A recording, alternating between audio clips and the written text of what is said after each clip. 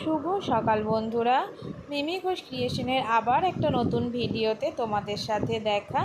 আশা করি সবাই ভালো আছো, আমরাও ভালো আছি। তো এখন বাজে 6:15। ও কাজে বেরিয়ে যাবে, ওই জন্য ওকে একটু শরবত করে দিচ্ছি আগে। তাই প্রথমে আগে স্নানটা করিনি, স্নান করতে গেলে দেরি হবে। ওকে আগে শরবতটা করে দিই, তারপরে স্নান করব। তো আজকে আমাদের খই দইয়ের আড়ান আছে, মানে যেটা শ্রাবণ মাসে মুড়ির আড়ান বলে, তো সেটাই আজকে হবে। তো চলো সব মিলিয়ে আজকে এখান থেকে ভিডিওটা শুরু করছি, আশা করি তোমাদের ভালো লাগবে। তো খই দইয়ের আড়ান মানেই চপ হবে, তাই আলু সেদ্ধ করতে বসিয়ে দিচ্ছি। আর কাজ করতে করতে পুরনো দিনের কথা মনে পড়ছে। আগে যখন ছোটোবেলাতে শ্রাবণ মাস পড়তো, তখনই মাকে জিজ্ঞাসা করতাম, মা খই দইয়ের আড়ান কবে হবে? কারণ খই দইয়ের আড়ান মানে স্কুল যাব না, এটা একটা বিরাট। আর যেহেতু আমরা একটু ছোটোবেলা থেকেই মুড়ি খেতে ভালোবাসতাম, আর বনিও চিঁড়ে খেতে প্রচুর ভালোবাসতো, আজকে চিঁড়ের ফলার হবে দুপুরে, তাই দুজনেরই মহা আনন্দ, চপ হবে বাড়িতে। সেই জন্য মাকে জিজ্ঞাসা করতাম, বলতে বলতে দেখো বনিও চলে এসেছে, আসতেই বলেছিলাম আজকে, ওই জন্য বনিও চলে এসেছে সকাল সকাল। আর এই যে তোমাদের সাথে গল্প করতে করতে আলু সেদ্ধ ছাড়ানা মাখাও হয়ে গেছে। এরপরে ফ্রিজে আদা বাটা আছে, কিন্তু যেহেতু আজকে নিরামিষ তাই আর আদা বাটাটা দেবো না, ফ্রিজের আদা কুড়িয়ে দেবো। আর আমাদের বাড়িতে মানে শুকনো লঙ্কা বা গুঁড়ো লঙ্কার চলটা একটু খুব কমই আছে, ওই জন্য দেখো চপেতেও কাঁচা লঙ্কা দিয়ে দিচ্ছি ভেজে, টেস্টটা ভালোই হয়েছিল। আর বনি এই যে দিদি বাড়ি এসেছে, মানে ল্যাদ খাওয়া শুরু হয়ে গেছে। ও বলল, দিদি দে আমি আলুগুলো ছাড়িয়ে দিচ্ছি। আমি বললাম না থাক, তোকে আর করতে হবে না, আজকে তো রান্নার তাড়া নেই, তাই আমিই করে নিচ্ছি।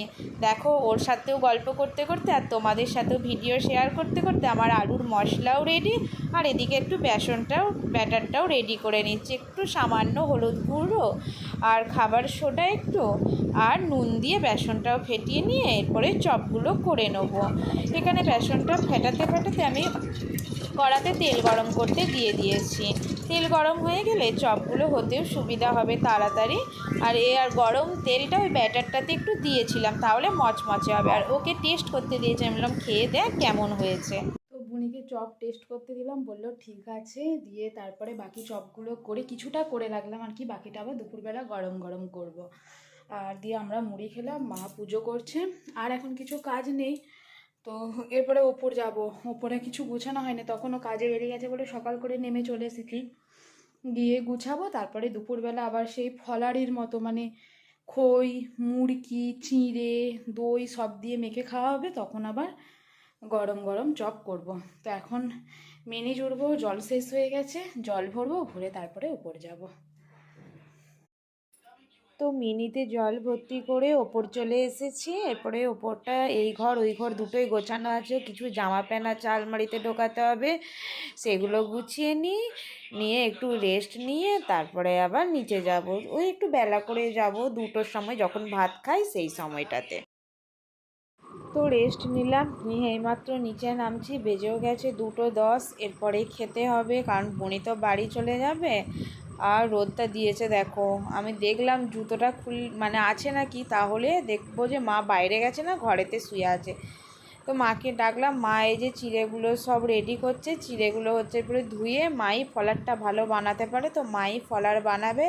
আর এদিকে দেখো সমস্ত কিছু বর্ষাকালে যা কেনা থাকে রোদে দিতে হয়, তো তো কলাই জিরে সমস্ত কিছু রোদে দিয়েছি এই যে। আর আকাশটা দেখো একবার রোদে না দিতে দিতেই রোদ বন্ধ হয়ে গেল, যেন ওদিকে দেখি রোদটা চলে গেল।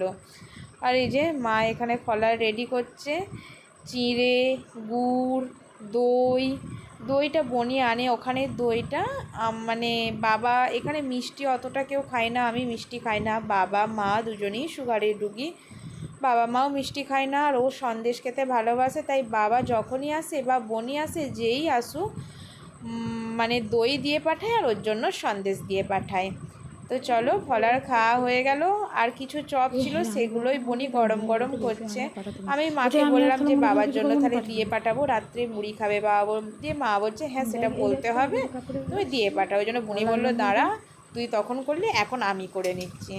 তো এই যে চপ রেডি। আর বনির যাবার সময়ও হয়ে গেল, 4:30 বাজছে। বনি আগে এসে থাকতো, যেহেতু ঠাকুমার যেদিন থেকে খুব শরীর খারাপ হয়েছে সেদিন থেকে আর এসে থাকে না, পাশের ঘরেই ও থাকে, ঠাকুমার সুবিধা হয়। তো বেরিয়ে পড়লো। সন্ধ্যাও এদিকে হয়ে গেছে, মা ওই যে সন্ধ্যা দেখাচ্ছে। তো সন্ধ্যা দেখালে তারপরে ঠাকুর প্রণাম করে ভাত বসাবো। চলো আমি একটু ঠাকুর প্রণাম করে নিই। তো সন্ধে দেখি এসে মা আগে ঠাকুর প্রণাম করে আর রান্নার যে মিটকেসটা ওটা খুললো। আর এরপরে ওই যে কালকে দুপুরে রান্না হয়েছিল তার ভাত দুটি রেখে দিতে হয়, সেটাই মা একটা বাটি করে রেখে দিয়েছিল। তার থেকে আবার আমরা যেহেতু খাবো আমাদের জন্য দুটি দুটি করে রেখে দিল, মানে আজকে যে রান্না হবে সেই ভাতটা খাওয়ার আগে ওই ভাতটা একটু মুখে দিতে হয়, তারপর এই ভাতটা খেতে পারবো। তো চলো আজকের ভিডিওটা এখানেই শেষ করছি। যদি ভালো লেগে থাকে লাইক কমেন্ট শেয়ার আর অবশ্যই সাবস্ক্রাইব করে দিও। টাটা, গুড নাইট, দেখা হবে আবার পরের ভিডিওয়।